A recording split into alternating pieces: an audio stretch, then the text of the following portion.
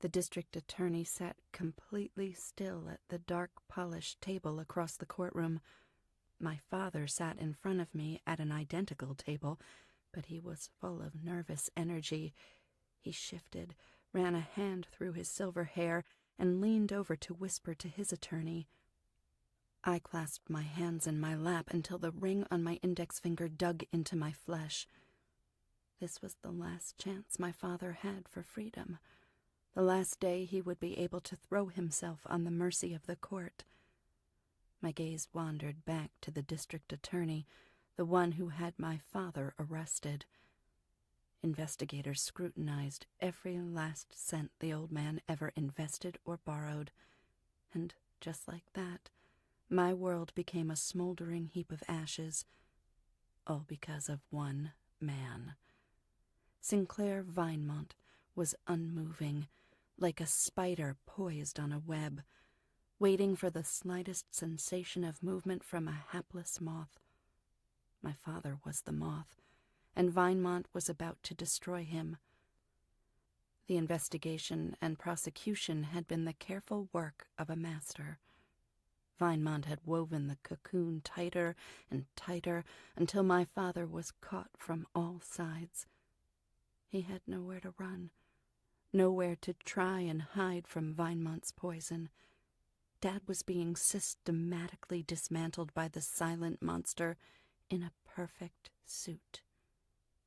I wanted to crumble. I couldn't.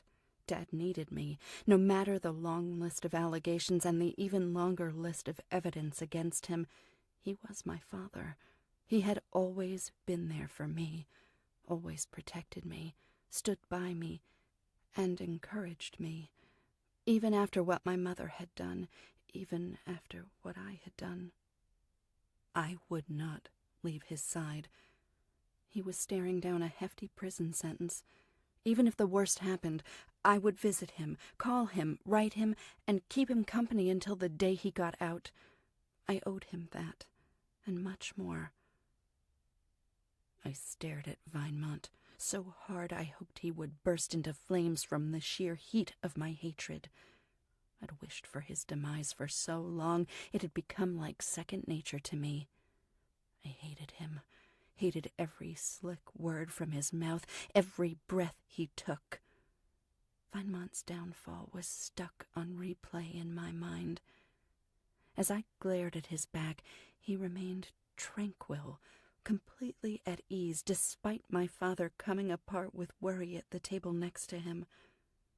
I forced myself to drop my gaze, lest anyone see me glaring at him with embittered rage. I couldn't bear for my father to suffer any further torment, especially not if it was based on any of my actions. My hands were pale in my lap, a white contrast to my dark pinstriped skirt. I took a deep breath and settled myself. It would do no good for me to start falling apart now, not in the face of my father's sentencing. I let out my breath, slowly, and looked up. Something was different. I darted my gaze to the side. Sinclair Vinemont sat just as still, but now his eyes were trained on me.